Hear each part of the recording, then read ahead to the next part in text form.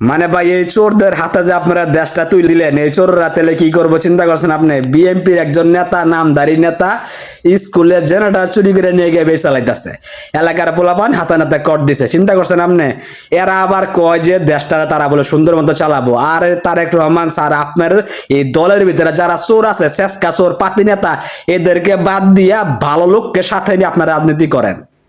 স্কুলের জেনারেটর চুরি করতে গিয়ে কারাগারে বিএনপি নেতা। রাজধানীর সিদ্ধেশ্বরী বালক উচ্চ বিদ্যালয় মাঠে থাকা একটি জেনারেটর চুরি করা কেন্দ্র করে উত্তেজনাকর পরিস্থিতির সৃষ্টি হয়েছে। স্থানীয়দের অভিযোগ, বিদ্যালয় মাঠের এক কোণে একটি অফিস কক্ষে থাকা জেনারেটরটি দীর্ঘদিন ধরে এলাকার মানুষের বিদ্যুৎ সুবিধার জন্য ব্যবহার হয়ে আসছিল।